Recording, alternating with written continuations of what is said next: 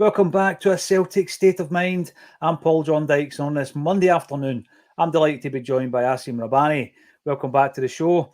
Acsom, I was up at Celtic Park this morning. The Wander Round Paradise is back, and it was freezing, by the way. I mean, the weather was bitter this morning. And we were just saying before we came on live, no a massive fan of this winter shutdown. Acsom, you need at least one game of football involved in Celtic every week to keep you going, don't you? I don't know about you, but I'm struggling. I was at the weekend. I thought, right, okay, I'll give all the FA Cup football a go. Watch a bit of the Spanish Cup and Serie A was decent, but you're just missing the fix of Celtic, to be honest. Still another 2 weeks to go. So the thing is, we probably thought we'd have a lot more transfer rumours and stuff like that to chat about, but it's been quiet on that front as well, which I'm sure we'll touch on. But yeah, definitely missing Celtic big time. No, without a doubt, and I think this is the big thing. You do rely on a lot of the business being done and the gossip and the rumor mill, etc., through these kind of times where there isn't that much football to focus on. But like you say, I was thinking about it this morning because we could have a whole show breaking down every single rumor, and we might get to that point. But at this stage, I was kind of thinking the other way. I was thinking to myself, since the advent of communicative devices like smartphones and social media and all this kind of stuff, there is such a pressure now for teams and for clubs to respond to that Yeah. fan pressure every single time there's a window. Yet we've spent the last 6 months, I seem saying, we're going to have to be smarter with our transfers. Recruitment has to be tightened up, and I guess this isn't me. I'm not a bored cheerleader here, by the way, far from it. But I'm looking at it at the moment thinking I would much rather take our time on this and Yeah. get it right this time round. Yeah, there's two ways to look at it. I guess on one hand, people could argue like we've known about this for months. We know the weakness areas. We know what positions we need to strengthen. Surely behind the scenes, this could have all been done so that we can escalate things and move quick, so that players are bedded in, so that they're not coming in maybe a few days before the first fixture. So that's one way of looking at it. But on the other hand, I'm trying to be quite calm about it in the sense that, as you said, you'd rather that than a scattergun approach again, being linked with every player under the sun, like left, right, and centre, where it doesn't seem like there's a proper structure to it. I'm hoping this time around he's identified the key areas, the positions that we need, and more importantly, the quality we need. So if that's the reason that things are a wee bit quieter just now, is because we're trying to make sure we get the best players possible that we can get. And again, it might be from a PR perspective. The club may want this first signing or announcement to be, not a statement one, but one that the manager really wants, one that will excite the fans, one that will get everyone on board. So I wonder if there's a few things at play there. I'm not panicking yet. I know a lot of people are saying we're 8 days in and we've not heard anything and things like that. We've seen this story before with Celtic, so I guess people are entitled to be a wee bit panicked and say it's the same old story, acting a bit slow. But yeah, it is the first week, so I'm going to give it a bit of time. I think the manager knows what's required, and I think we will start seeing a few more rumours by the end of this week. Yeah, I'm pretty sure we will. I'm going to tie it in. Loads of comments coming and keep them coming. It can be a frustrating time, and some of the comments would suggest that there are a few of you out there who are quite frustrated with the lack of business. But we were having a wee conversation back and forward about. It was actually sparked off by Ollie Buck. Came up on my mentions. It was probably due to the fact that it was 5 years ago that we signed Oliver Burke. Obviously, does he divide opinion? I was going to say he divides opinion. I don't think I've spoken to a Celtic fan who thought he was a tremendous player, a tremendous signing. But the facts are there. He's 26 years of age, and accumulatively, he is the most expensive Scottish footballer of all time. And I think that the reason I'm bringing that up is because it made me delve into previous transfers. And I tried to come up with a list of Scottish footballers and a table who was the most expensive. And it would surprise you. And I've got a list here. I think there's 26 in it. Asim, you've seen the list, right? I don't even know if I'm going to make it to the bottom. But these are the players. And the thing is, the caveat is, of course, these are guys that have either been born in Scotland or they've decided to play for Scotland, right? So you could say Scottish either way. Ollie Burke is the most expensive Scottish footballer of all time. If you take all his transfer fees and stick them together, you get €36.9 million. Followed by Jordan Rhodes, 34.7. Kieran Tierney, 28.4. This is euros. Duncan Ferguson. So actually, if you were to look at inflation, he'd probably be sitting top. 28.3. Stephen Fletcher, 27.1. Ross McCormack, 26.6. James McCarthy, 23.7. Robert Snodgrass, 23.1. How much have I got? 2, 4, 6, 8. Ollie McBurney, 19.45. And Shea Adams, 18.9. Now, it goes on, and you've got guys in this list, the 20-odd, like Stephen Naismith, Matt Ritchie, Matt Phillips, Nigel Quashie, Grant Hanley, etc. And the reason I'm saying it is, just throwing money at things, Acsom, doesn't always get you what you want. I mean, I think there's 26 players on that list who have cost more than €10 million, Scottish players. And when you're looking at it, you're thinking, right, who would I pick?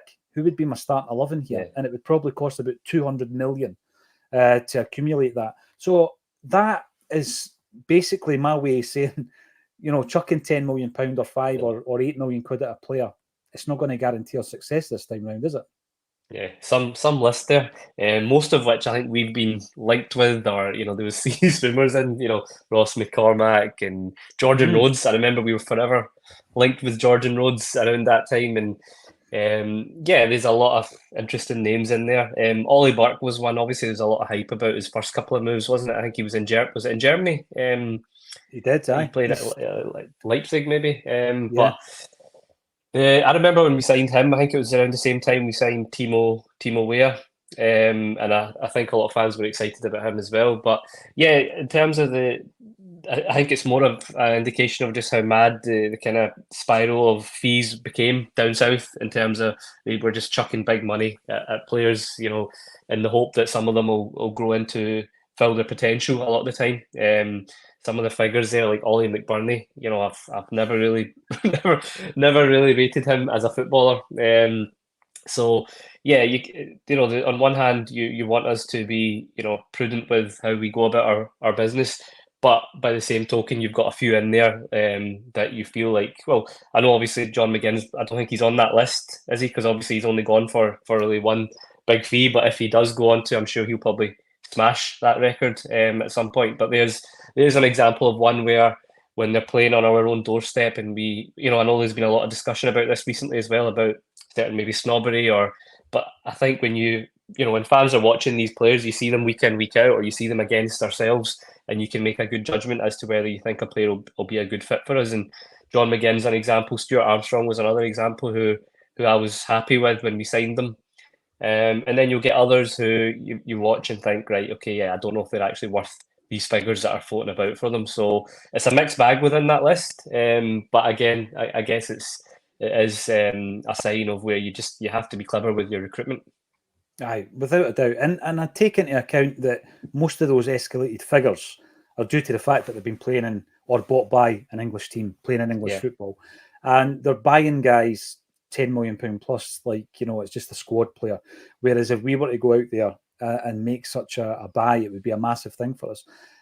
Looking through some of the comments, there's obviously quite a few people who are disappointed, I think. Going back to the point you made, Acsom, around the fact that we should have had them lined up.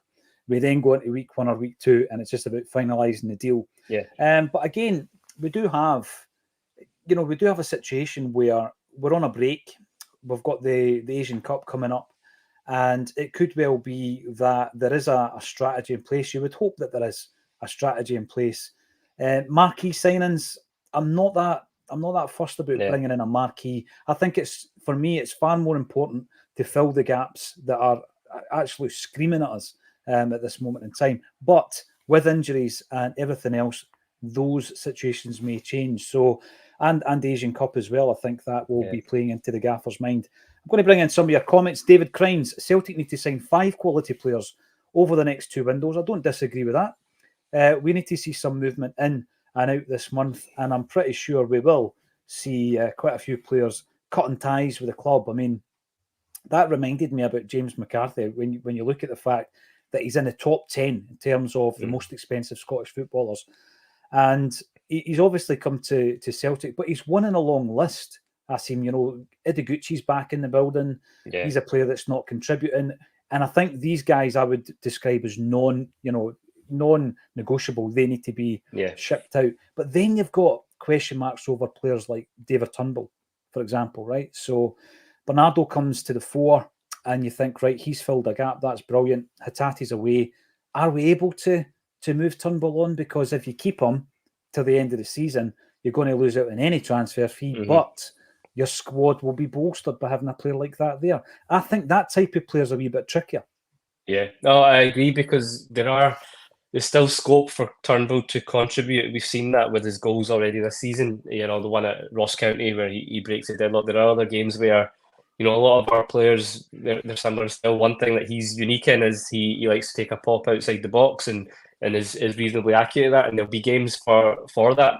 So Turnbull, whilst I think a lot of fans are now, most of them are in agreement that it's not going to probably work out for him long term now at Celtic. I think his days are numbered, whether that's now in January or in summer. But we have to be, again, clever with, I don't think we should be releasing him unless we maybe got another midfielder coming in as well, because as you say, you don't want to leave yourself short for the remainder of the season.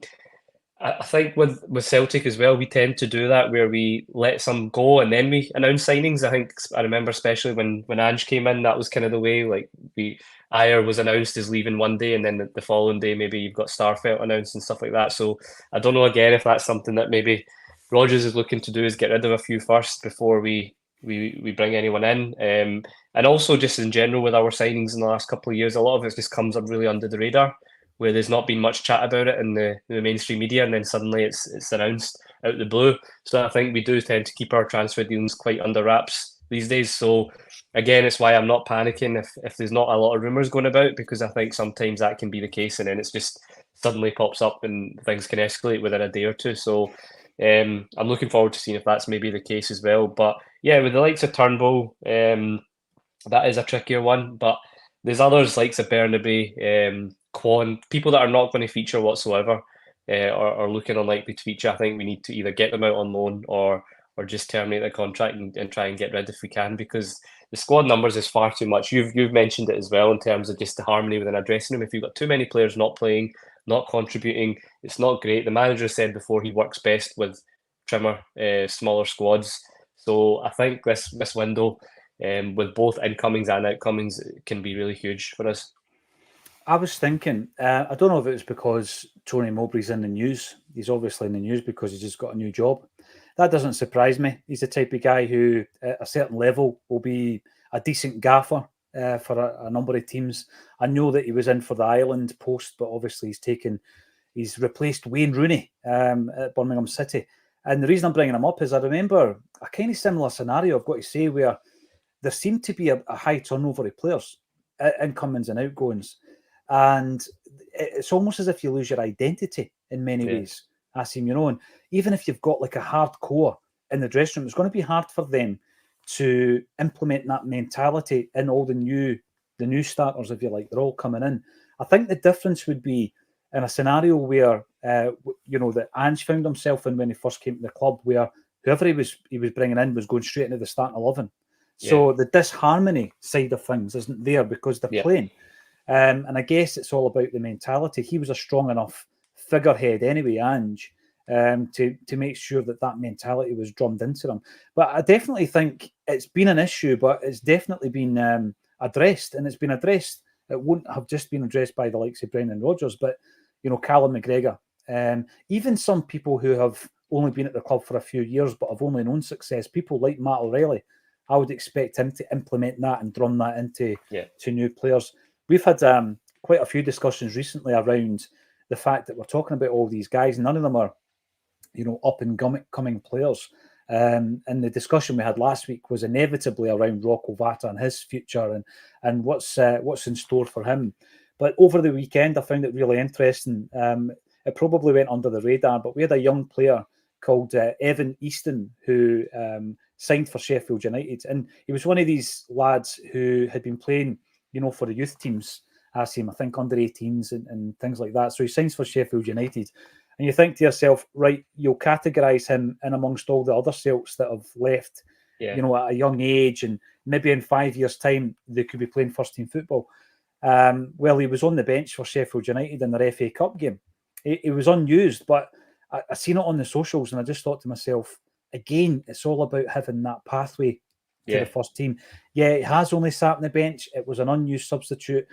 But in terms of his experience and the belief that he'll have that he's actually getting somewhere in the team, I thought that was an interesting one, because at the moment, we really aren't in a position where it's we're going to be comfortable to introduce 2 or 3 youngsters this season, because we're in a title race. And you think to yourself, when will be the right time? I see minute all these young guys could end up kicking their heels or going elsewhere. Yeah, another one I seen yesterday was Karamoko Dembele. He was playing for Blackpool against Nottingham Forest in the FA Cup, and I didn't even know he was there. But there's another one who everyone was raving about 4 or 5 years ago. I remember even, and when he first got his name, and everyone was talking, this will be the next wonder kid. And again, it just, you don't know what the situation is obviously behind the scenes, but it just seems like there's a disconnect in terms of the pathway and us really getting the best out of these guys, or giving them an opportunity in the team. I remember he came on, I can't remember which season it was, but it might have been that season when Rodgers left, and then Lennon gave him his debut. I think it might have been one of the last games of the season against Hearts at home or something, and he looked really bright, and everyone was thinking, right, okay, this will kickstart, and we'll see a lot more of him the following season, and we just didn't. And it's similar with so many of our youngsters, even just as recently. You were looking at the left back that we were looking to see come in for Taylor and Frame. And yep. So, you know, you're right. It's less likely when things are tight in the league and, you know, we're in a bit of bad form. It's harder to maybe do it. But on the same token, we spoke about in one of the previous podcasts that if ever there's a time to give these guys a chance is when the guy in that position is not playing well. You know, Greg Taylor was off form at that point, and everyone was saying, give Mitchell Frame a go. We have to give these players an opportunity. We have to give them some hope that there is a pathway there. Because if so many of them are seeing that, then we can't blame. You know, I know there was again a lot of controversy over Doak when he left, and a lot of people had different views of who they thought was at fault in that sense. But we have to be shown to be giving players the opportunity for them to really see a future with Celtic. Whereas I think in the last few years, I can't remember the last time really before maybe. Obviously, Ralston, you know, eventually kind of made his name and got into the starting lineup. But before that, we're looking at like Satirni.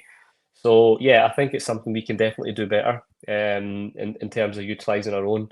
But we'll see how that goes going forward. But I was interested in seeing that yesterday when I seen Dembele, just to see how his... Cause I don't even know what age he's at now, because I remember it was about 15, 16 when he was, you know, everyone was talking about him. So it was scary. You know, breaking through as a 13-year-old to play basically what was second-tier football, and then making his senior debut at 16. The tug-of-war between Scotland and England, and then the career kind of goes a wee bit to the wayside in many, many ways. But yes, it was interesting to see both of those guys in FA Cup action. One of the things I wanted to talk to you about, Acsom, is that the interesting, although not surprising, stat around Celtic's attendance, and the fact that we are in a table of the you know, globally, the most attended football stadiums, and Celtic Park is up there at number 15, averaging 58,000 plus, which really, when you consider the Scottish game, where we are with regards to the food chain, it's astonishing that we're still able to pull in that level. But what you would see, if you look over the last 10 years, is that our average attendance is more or less plateaued, you know.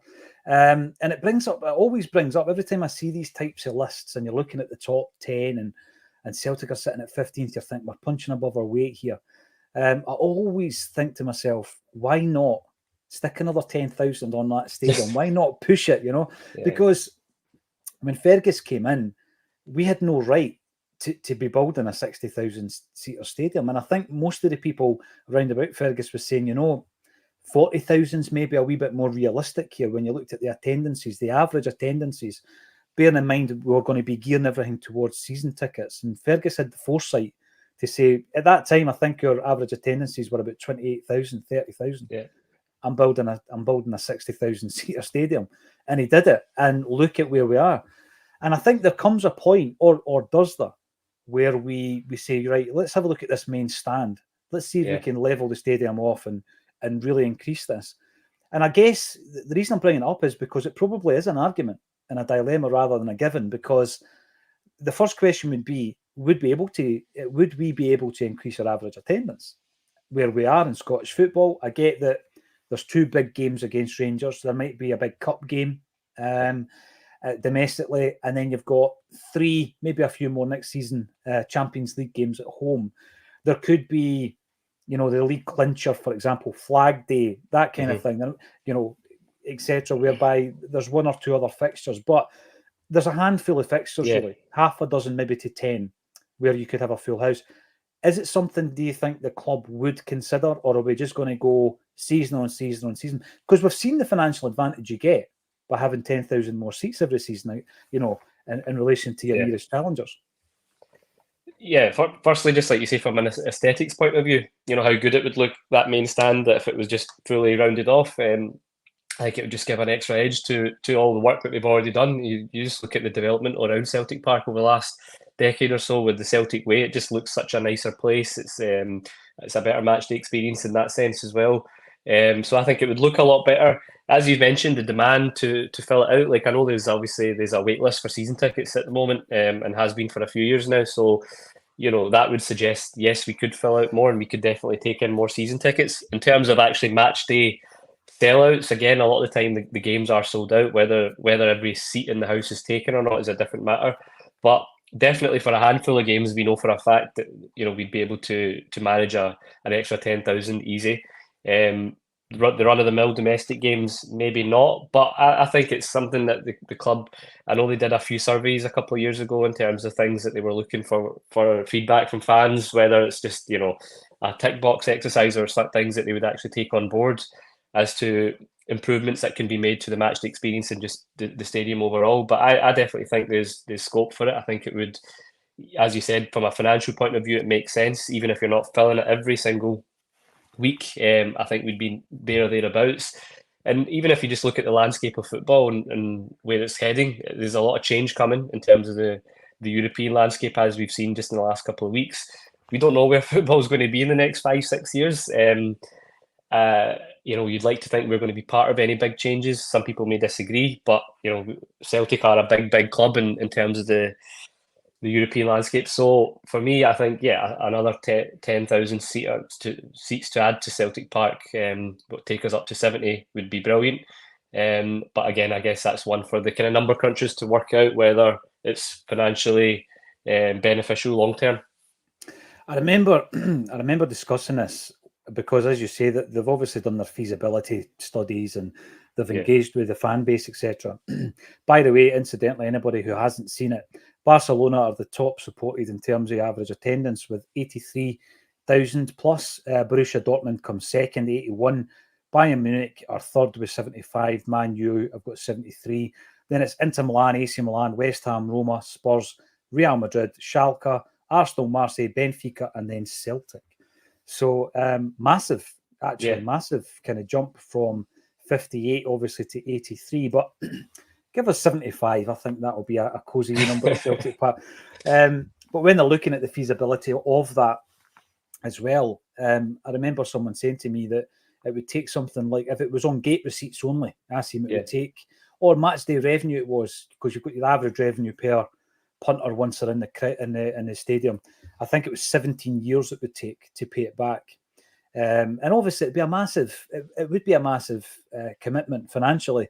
Yeah. And if things aren't going so well in the park and you need a centre forward, people would say, why did you do that? Just like the disco lights, why did you invest there where we could have been investing in players? So I totally get it. But it's just where every time I see that, I think to myself, we could actually push the envelope here. And obviously it brought Alan Shearer into the discussion, talking about Celtic joining, again, the English Premiership. But, I think I'm at a stage now where I think if it was going to happen, that would have happened before now. And I always go back to the Wimbledon story, where Celtic looked into buying Wimbledon Football Club when they were up for sale, with the view to changing their name and their address, their strips, their crest, and becoming Celtic in the Premiership. That would have been an interesting one back in the day. I think as long as we're playing in the Scottish League, it's something that it might I don't see potentially happening. But like I've said earlier, we just don't know what the state of the European football will be, whether it's Atlantic leagues or Super Leagues or anything, and we don't know where Celtic will fall into all that. So it could be something down the line that if it became more attractive to others, and became more of a kind of a popular for people who maybe wouldn't watch Scottish football as much now down the line. It could be something, but if you look at most match days right now, I don't think we're not getting absolute sellouts as it is. So to add another 10, I don't know if it would work. You're right. It's a Scottish game, isn't it? Once, if and when that happens, and it might happen in my lifetime. So hopefully within the next 15 years or so. If not, it's not going to happen. As you say, we won't be making that investment. Baldy Trucker, we're talking transfers. No news is good news. I tend to agree with you there. I've got to say, I do tend to agree with that. And I think that, the big discussion points here so far, obviously, is would Celtic increase their capacity at the stadium? Would it be a good idea? And are you concerned that we haven't signed anyone yet? 8 days into the transfer window. Normally we do it a couple of days before the window even opens. Brian Lennon, great to listen in live, which is rare. Normally it's on YouTube in the car on my way home from site. Passes the time and great content. Keep up the good work. Brian, thank you very much for tuning in, because we're now sitting at 25,000 subs on the YouTube. If you're not subscribing at the moment, then make sure you do it. It's free. And as well as daily content like the Acsom Bulletin, which is a discussion between Celtic fans and a whole host of Celtic fans. I've got to say, there's about 20 of us on the Acsom contributor list. We also create content which is fully produced, such as interviews, etc. We've got one with Johan Mialbi coming up from our night just the other week there, just before Christmas. So that will be on the channel soon, and loads more to come in 2024. Now, the Urban Culture, going to bring you up here, and you are a regular contributor also. I don't have high hopes.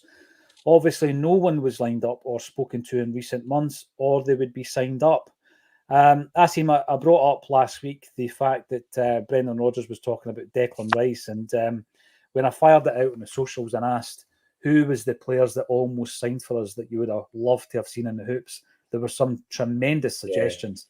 Yeah. What about yourself? Who were the guys that nearly signed for us but never quite made it? Obviously, hindsight's a wonderful thing afterwards. I remember Olivier Giroud was really touted a few years back. I think he was, I can't remember where he was at, Troy maybe or something like that. And then he went to, was it Montpellier? Yeah. And yeah, I just remember we were really closely linked with him. And this was obviously, he had a kind of really decent breakthrough season. And I think by all intents and purposes, we did everything we could. I think it was more from his side that he chose to do another year in France, and obviously the rest is history. More recently, Ivan Toney, he was another one that I just really liked the look of when I watched his kind of, again, I'm sure at that point, I think he was at Peterborough. So again, it's just it's one of those you have to sometimes take the punt at that point, before they become out of reach. John McGinn's another one. They were the kind of three more recent ones where really you see them grow and how much they've gone on to do afterwards, and you're just like, so that one's probably the sorest one, because it's a Celtic fan playing in your own league. It was for what, 2-3 million. You just felt that it was a tailor-made. For me, I always used to think he's the perfect replacement for Scott Brown. Yes. And I just thought, you know what, he would have been ideal. I get accused by a lot of people, like even just within my friends group, of, like you mentioned, that snobbery where I don't often rate a lot of players in our own league, and but with certain players you can just tell that their quality, and you can tell they're tailor-made for your club, and I just thought John McGinn was a perfect fit. So he's probably the one that universally I think a lot of Celtic fans are really frustrated at, because that was our own doing. The Ivan Toney one, another one, we obviously went for a Yeti instead, and that we all know how that one turned out. So you get some, but even going way further back, I remember we used to give trials. I don't know if you spoke about it last week, but like the De La Pena and Danny and Rivaldo, I think it was, we used to give trials to, but they were obviously at different stages in their career. I'll try and think of a few others, but they're the kind of main ones that spring to mind. Oh, Rivaldo. Martin O'Neill told him to come in for trial. Brilliant. And, you know, when I dig about the old newspaper archives, some of the names that spring up are quite interesting in that respect. Obviously, you've got the Ginola one, which I was been a massive fan of. Gianluca Vialli, his agent was desperate for him to come to Celtic when Wim Jansen took over. But I think we did okay because Jansen had Henrik lined up. So we didn't miss him. Worked out not too bad. But, you know, I'm not sitting here crying into my tea about McGinn again, but I do remember, I just felt it was written in the stars that he was going to sign for Celtic. And I remember being at Celtic Park. Celtic were playing St Mirren. We only beat them 1-0. And if memory serves me correctly, it was a Stefan Johansson back post header that won the game for us. And a very young 17-year-old John McGinn ran the game. And the only reason I was I would have noticed him, but the only reason I was really paying attention to him is I was actually introduced to Jack McGinn before the game, former chairman of Celtic, set up the Celtic View, and he says, keep an eye on whatever his number was. You know, he's some player. Yeah. And when I walked away, my pal who I was with said that's only because it's his grandson. And I did. I paid attention to him, and I thought, what a talent. No surprise he went to Hibs. No surprise he's went on to do what he's done. So, there's regrets, and I hope we don't have any by the end of this month. Smell the glove comes in. Hail, hail. We'll get a couple of loans on the last day. Same old rubbish. Listen, if one of them's Jota, you'll not be saying that, right? If one of them is Jota, mind you, he's on a freebie. I don't know what his wages are going to be these days. Ian Roy, signings should have been in by now. Brendan Rodgers has had months to scout them. I'm still pretty calm about it. I know what people are saying on the other side of this argument, but I just think, well, we can be so keen to get these deals over the line that we don't sign the right player. I mean, I was told the scenario of Ajeti, Tony, you know, and if you were to put it on through a data system that a professional football club would use, you and I sitting here as fans, as observers, to the untrained eye, every single one of us in the comment section would all have signed Tony. Yeah. Somehow, I don't know why, there's some reason for it. Maybe the price, I don't know. Celtic decided to sign Ajeti. It was so clear as day. But what I don't want is knee-jerk. I think that we were too hasty, and it was a wee bit of a shooting fish in a barrel in the summer, just bringing in player after player after player. It's no worked. And I think there has been an emergence of Bernardo that I certainly didn't see coming. There might be this, you know, similar if we can keep him fit with Nawrocki. And then you're looking at that summer transfer window thinking, all right, we've got 3 or 4 out of it. A couple for the future, perhaps. It can't be like that. Every single body that comes in this building, I think, have to be tailor-made to improve the starting 11. Yeah, I think anyone that we're going to bring in now is going to be of a certain profile. I think, you know, and it might just be 2 or 3, but I think they'll all be reasonably experienced. I don't think we're going to see any more project or development type signings in this window, and I think that's right. I think there's always a room for those. You know, in the summer windows, I think there should always be a balance, and that's where we just got it completely wrong.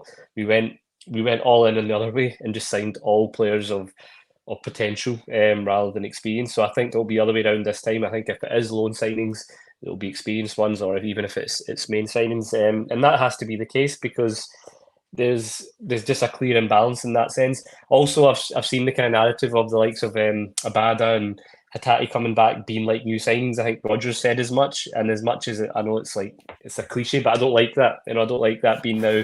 I don't want that narrative that we've got these 2 back and that's like new signings, because I don't want that to, you know, cloud the fact that we still need, because these 2 guys were there at the start of the season. We still, even at that point, said we require strengthening and we require extra quality. So just because they're now returning after a lengthy layoff, I hope that's not, you know, trying to be pushed down the narrative that, we're okay now. You know, we've got these 2 players coming back in. We've suddenly got Bernardo and Nawrocki coming back into the fold, that, things aren't as bad as it seemed. Yes, we've had a good wee run there with the 4 victories. Yes, it's encouraging that we're seeing these players come to the fold and we've got the injuries coming back. But it doesn't change the fact that we all knew even before, you know, when the summer window ended, that we still felt short in certain areas, and it's those very areas that have been troubling for us again. So there's no excuses. As much as I'm not panicking yet, if things aren't done in the next couple of weeks, you know, the mood will change again. And this is a great chance for the club to use the feel-good factor the last couple of weeks, the Derby win, the fact that things started looking on the up again. Let's keep that momentum going. Let's start getting active. Let's get a signing announced in the next week. Something that will get everyone excited again, because football's all about momentum and psychology, and that comes into it massively. So you want to keep that going. You want to get players bedded in, and we want to hit the ground running. And Rodgers notoriously has been good for that.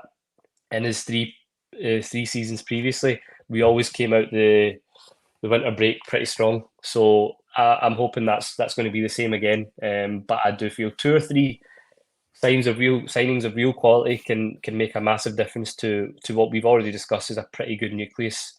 It just needs some added assistance round about the players that we've talked about. Absolutely, yeah, and we'll be talking about where we're going to prioritise as well. Let us know if it is 3. Acsim's been very optimistic here. If it is 3 we bring in, where do we strengthen? That's the question. Let us know in the comments. I think we'll see 3. I think we'll see 3 at least. I would be delighted with that. I've got to say, I would be delighted. William O'Toole, is it more important to lose the non-contributing players or make some signings? I think we've got to strike a balance this time round. We've found ourselves in a position whereby we do have far too many non-contributing players, no doubt about it. There's some of them that I'm quite happy to have in the squad who I see as for the future. I think Home is one of those guys, and I also think Yang, to a lesser degree, is one of those players. He's been thrown in a fair bit, but I don't actually think he's ready for the first team. That type of player, I'd be happy to either have in the squad, or if there's an appropriate loan deal, then get them out and get them game time. But yeah, we need to cut it, because at the moment, now that Ideguchi's back and Nat Phillips is away, I think we're at 32. 32 is a first team squad, which is huge, far too big. I want to take a wee diversion for a second here. If Joey Barton is watching this section of the podcast, please switch off, because we're going to be talking about the Celtic FC women, Asim. And again, another 7-0 win in the Scottish Cup against Ayr United. Got to absolutely disclose here that until the pandemic, I probably didn't have much of an investment in the Celtic women's team. I had read about them in the Celtic View, etc., but I didn't really cover the games and even know the players, to be fair. Got into it during the pandemic, kept that up, covered quite a few games on here. We've been doing the press conferences, and we were a patron for a year as well. And quite recently, we secured what I can only say was an excellent interview by Jerry Taylor speaking to Fran Alonso. And what came across during that was a guy who had bags of charisma. I'm talking about Fran. No, sorry, Jerry. I know that you do as well. He's going to be in the comments now, Jerry. Fran Alonso, bags of charisma, personality, and he had a real vision, like a proper vision about where he was taking his team. And of course, he's left Acsom, and David Haley's in his place at the moment as an interim option. But there's a feeling as though, I know a 7-0 win's not to be sniffed at. There just seems a feeling that there's been quite a lot lost with the departure of Fran. Do you think that might affect the interest levels as well? Because he really did get people to buy into this, didn't he? Yeah, he's a great character. He just comes across really infectious. He really resonated with a lot of the fans. I remember some of the scenes of when they were celebrating towards the end of last season, one of the cup victories, and I think everyone just really liked him. It looked like the squad really liked him. I think this has maybe been coming. I don't know too much about it, but I remember in the pre-season, I think Natasha from the Acsom mentioned that we had lost quite a lot of players. There was a lot of transfers going out the way, and it just seemed again from a position of strength where we could have really backed the team and kind of gone, because we obviously narrowly missed out on the title in the last minutes or last seconds of the last day, but it looked like the nucleus was there again of a good squad, a manager that was settled and happy, and rather than strengthen from there, it looked like we lost a lot of players, and that might be a contributing factor as to why Fran probably thought he's done as much as he can. He's taken them as far as he can, and that's why he's taken the move. But yeah, there was a lot of interest. I remember some of the scenes when wasn't the trial, the Celtic wall was trialed for one of the fixtures as well, wasn't it? And you see how much of a success that was. So there was a growing interest there, and you just don't want to, you hope that this is not maybe going to lose that momentum again now, just with the departure of Fran and a lot of the players that had left. So yeah, it's one to see where it goes from here. But it just seemed like the momentum was growing. So it is a big loss for the team and for the club. Yeah, and the club were pushing it, of course. Getting people in the ground, playing some of the games at home.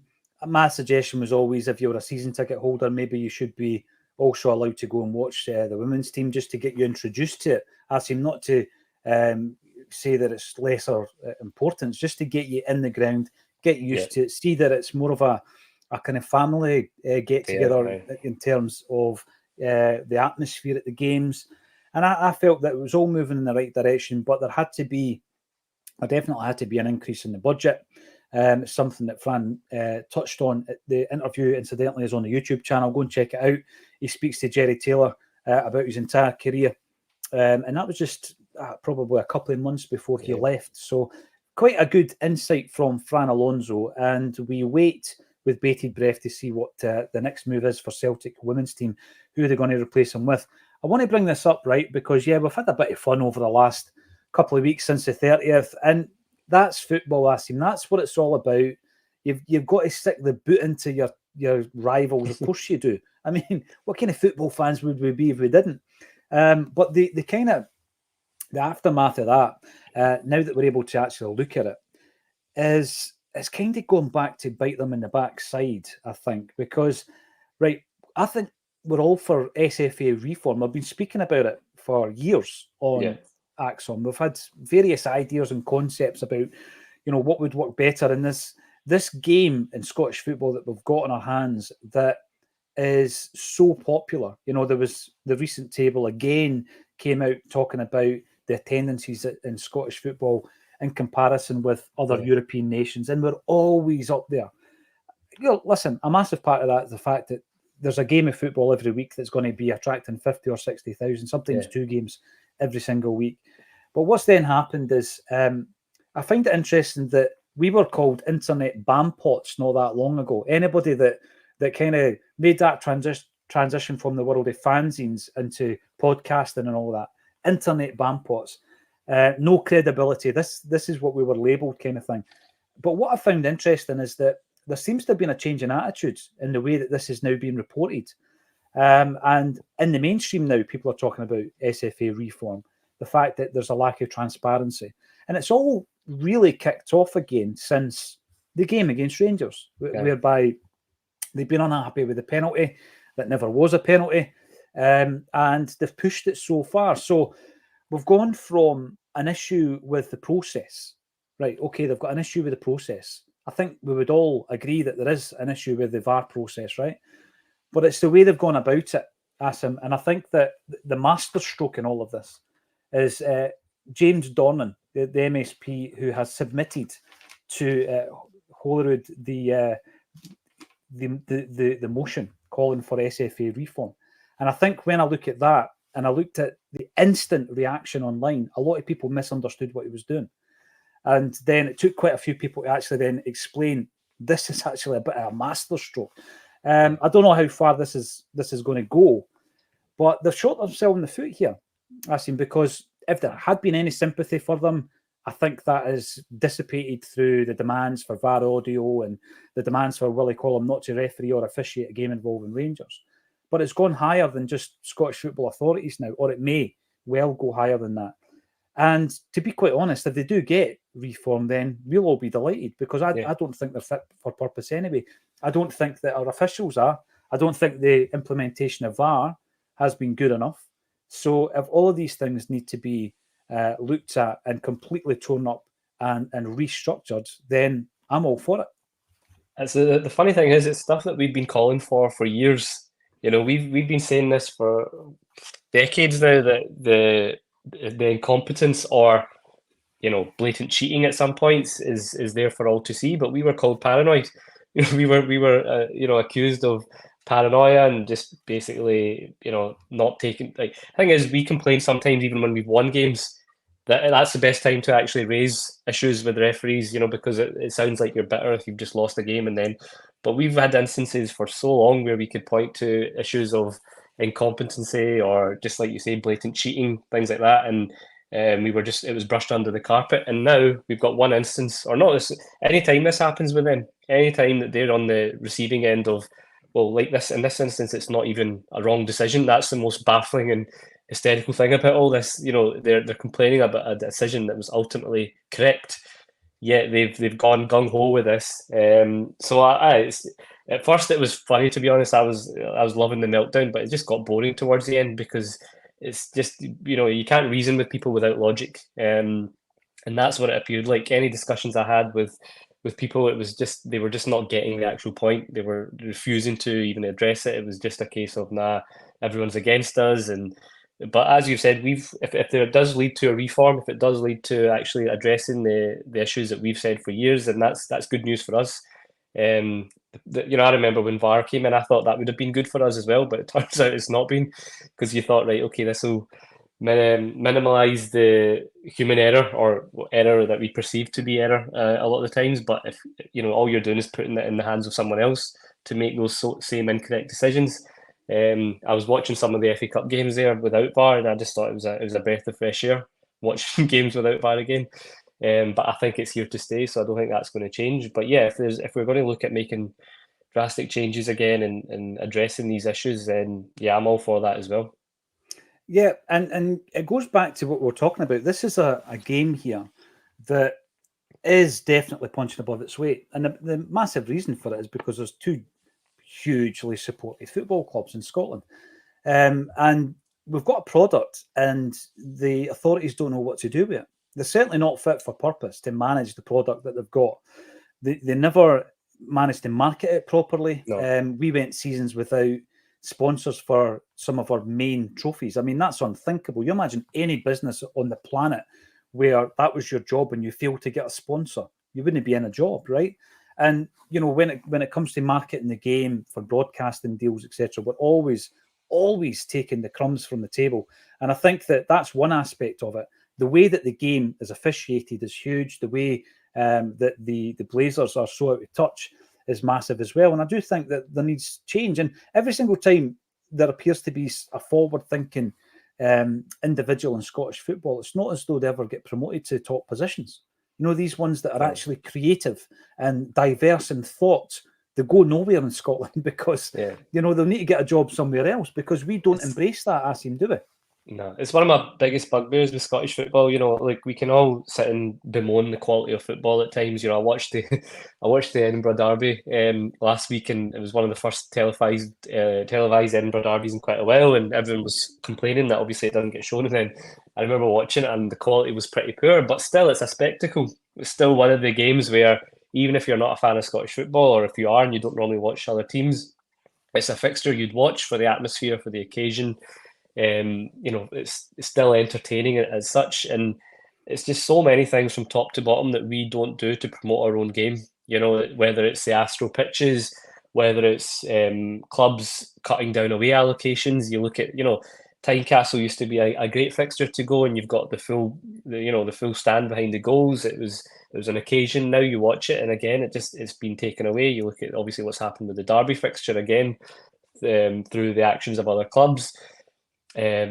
Just the televised games, the camera angles. There's just so many things which we can really be doing. And as you mentioned, we've still got one of the best supported leagues. You know, if you look at it proportionately, again, a lot of that is down to obviously the two Glasgow clubs, but still, the Scottish football has a lot going for it. It's raw.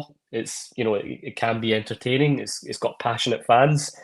There's so much there that we can do to try and promote our game. Yet, whether it's pundits, whether it's media, whether it's the club owners, whether it's fans, we seem to try and belittle it as much as we can, or do things which take away what makes it so good. And it's just really frustrating because I do feel that someone forward thinking, someone with bright ideas could really, really market the game so much better and bring in more money, bring in more audience, and really take the game forward. But it just seems like we've got the same guys that have been running the game for decades now that are not willing to change, and not willing to do things that can better the image of the game up here, which genuinely I think it's got a lot to offer if marketed and things were done correctly. There's a train of thought that in a spectacle involving a big Scottish club, there should be no empty seats in the stadium. And I think it was Barry Hearn who looked at Scottish football and said that we were just lazy. We were absolutely complacent when it came to, right, okay, look at, for example, I'm going to use our own club, and I'm not having a dig because I don't know how many tickets have sold, right? Bucky Thistle. So when that draw is made, you as a football club have to have a marketing strategy because that game's not going to sell out itself, right? How do you get bums on seats for that game? All I've seen is a couple of emails that have come in, obviously sent out to the season ticket holders, and a few social media posts. That's not going to sell a game out, Acsom, right? And I think that there needs to be a completely different approach. I suggested a few years ago that when you look at the amount of senior clubs in Scotland and the amount of stadiums with facilities that we have in Scotland, every single one of them should open up for the community at Christmas, for the homeless, for the vulnerable, for those who are underprivileged to go in for a hot meal, a shower, etc. And it was brilliant to see that quite a few clubs have actually started doing it. I know Celtic opened their doors on Christmas Day, Hibs do it. But my point was, if you look at the stadiums all around the country, there's going to be a stadium, or a few stadiums in every region that could actually, appeal to the community. And that kind of thing as well is dead important. But yeah, it's diversity of thought and creativity and ideas, and we don't see enough of it. Odd Bob, Defo, SFA reform needed for our game, sell the game better. I totally agree with that. We've got Brown Warrior coming in as well. Get rid of the Blazers and replace them with younger men and women who have a real desire to move our game forward in a positive manner. Another manner. Discussion that's kind of been doing the rounds for years, which is obviously expanding the league. I don't know your thoughts on it, but it's something that I've always been in favour of. I just think, you add a more. We've got far too many clubs in the Scottish system as it is, right? But then that's where we're at for the population. But there are some big clubs, likes of Falkirk, Dunfermline, Dundee United, not currently playing in the top flight. I think we've got enough there to expand the league to maybe 16, come up with some creative ideas. It then gets away the monotony of playing the same teams 3 and 4 times a season. It gives a bit more freedom to teams that are maybe, really scared of relegation and the damage that can do if you've got more spaces, more games, more clubs. I just think it could then promote maybe more players, clubs using younger players, things like that. There's a number of pros that can come with that. And again, it's just something I've thought for years that we could have looked to have done, but it's just never came to the table. I don't know your thoughts on that, but I think it would be encouraging. Again, bring anybody outside of Scottish football in to look at the game, and that's one of the first things they would try and do. I think top 2 leagues expanded and all the other leagues regionalised. Once it gets beyond the top 2 leagues, clubs struggle financially. I mean, I'm talking even for travel and all this kind of stuff. So you make the divisions below that regionalised, and then obviously a playoff system to get into the what would be the second tier. Absolutely, 100%. There's always that argument around, but broadcasters want 4 games. Yeah.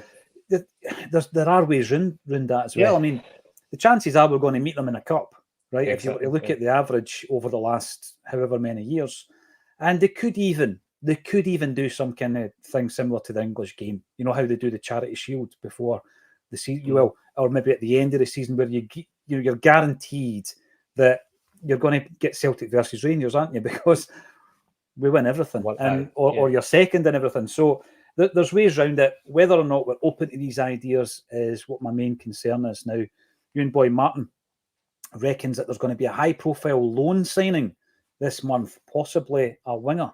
It's interesting how we brought 3 wingers in, and there's going to be 3 wingers away to the Asian Cup as well. And all of a sudden, you're looking at wingers. Never thought for a moment we would need a winger. But what's your number 1 priority position? Striker. Yeah, it's a striker for me, and it's a left back, and that's me convincing myself, Acsom, that we're going to bring in 2. If we get 3, and I'm going to come back to the goalkeeper in a minute because Brendan's already spoken about goalies, and it seems, if you want to read between the lines, it seems as though that's not going to be a priority in January, and that's maybe been kicked into the long grass for summer. I don't mind that personally. I think out of the positions, goalkeeper would have been one that I would have said in summer if we were going to really do it, like last summer. But at this stage, I think Joe Hart will do fine from now until the summer, and then we can look properly. Even we can start looking now, but I don't think it's the most urgent pressing matter. For me, 3, and if it was a 3, it would be left back, winger, and then Probably centre forward, yeah, striker at the moment, just because we're in a Kyogo injury away from being in a bit of bother there. I know we've got Maeda and Abada who could potentially go into that role, but again, how am I totally confident with them as options going into crucial games as a striker? Ideally not. You'd want a centre forward. So obviously we've got Ole, but he'll be away for a few games. And I just think, yeah, we need to get the ball rolling in terms of the key areas that we've addressed left back, and also still think we're still requiring that really athletic, powerful defensive midfielder position. But we've got quite a few midfielder options now as well. So again, I don't know if that will be priority just now. But it's interesting because we've not really been. I think the main one that we've been linked with recently is a centre back, McKenna. So it's we've not even been linked with a lot of strikers or anything. We had the left back from Portugal we were linked with, Araujo. So yeah, will be interesting to see what kind of names we hear in the next few days. Yeah, I know. I don't disagree with any of that, to be honest. And it's now just a case of them prioritising. And I think pushing a goalkeeper into the summer window, we could make do with Joe Hart. The big issue, it's like what you said there with Kyogo. The big issue is if they get an injury. Now Joe Hart has been fairly injury free since he came to Celtic, but you never know. The issue with Kyogo was addressed by Brendan Rodgers with his shoulder injury. He says that at some point he will require surgery, but it's not imminent. If it had been, he would have had the surgery. So people have been asking about his injury, but we have seen it. I mean, even this season, was it against Dundee at home where it's popped out and he's gone off? Yeah, the 3-0 game. He's came off to get it popped back in. So we know that is a priority, and we wait with bated breath. Is it all about timing? Who knows? No signings yet, says Thomas Burns. Should we be worried?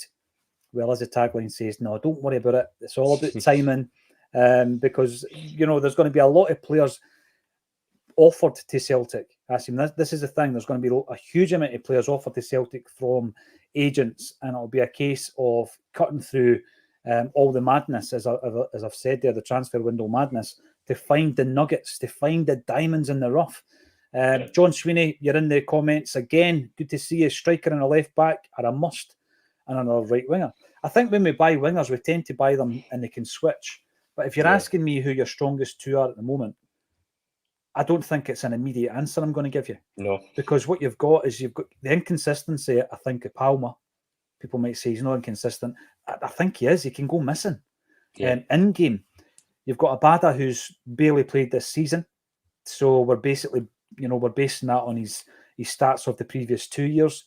Maeda, I like Maeda, by the way, but I don't think he's had his vintage season this campaign.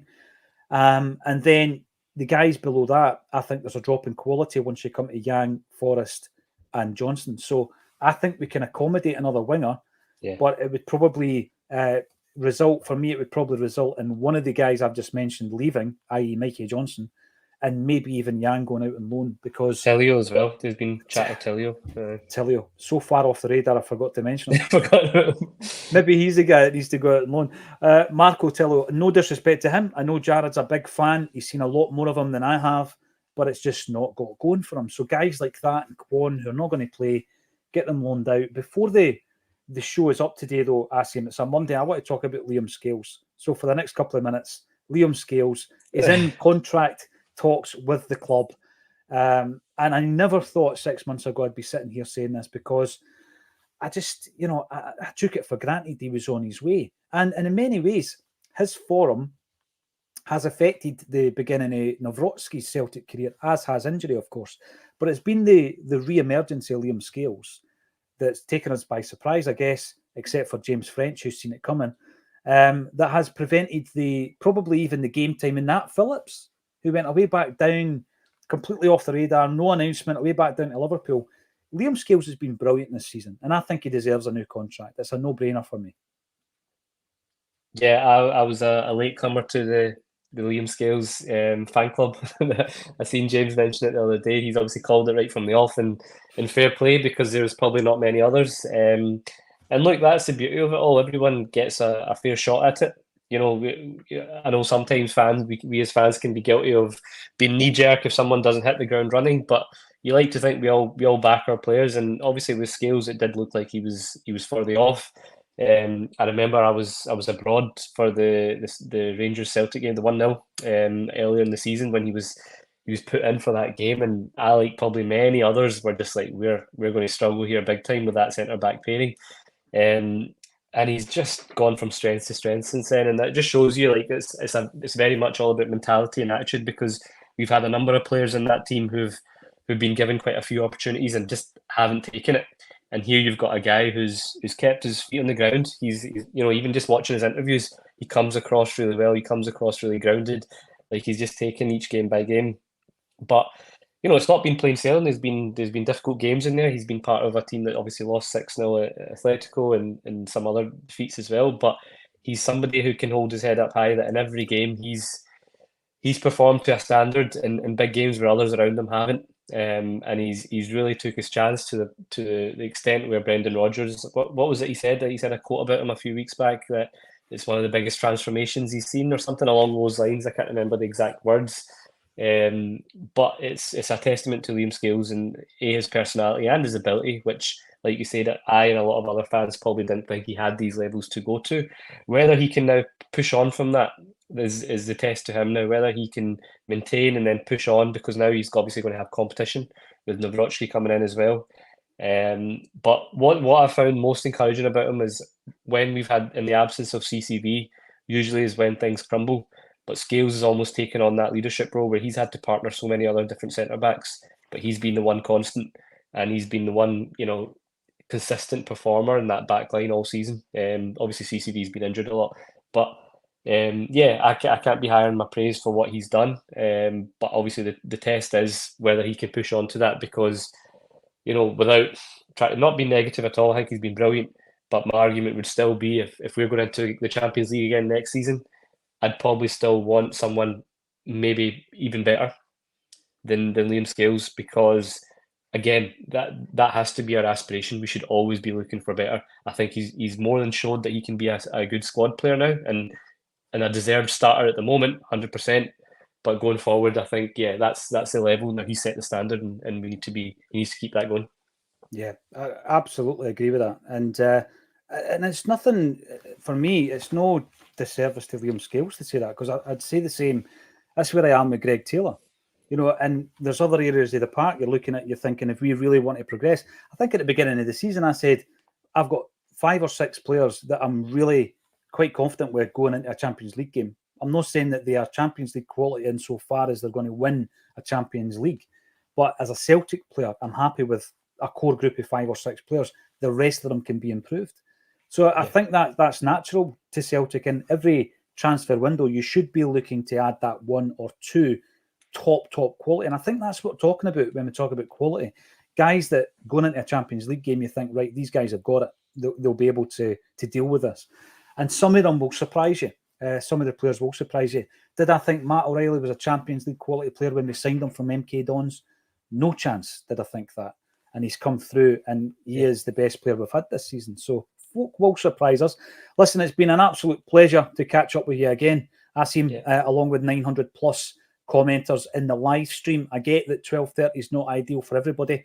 We'll have plenty tuning in after the event. Thanks everybody for your support. As always, leave your comments in the comment section. Please do that. And if you want to support what we are supporting this year, we Jamie Tierney, the link is underneath this video. Tune back in at 6 o'clock tonight, where I will go for a wander around paradise, a very cold wander around paradise, but it's back. So join us at 6. And all that's left for me to say this afternoon is thank you once again to Acsom Rabbani for joining me on A Celtic State of Mind.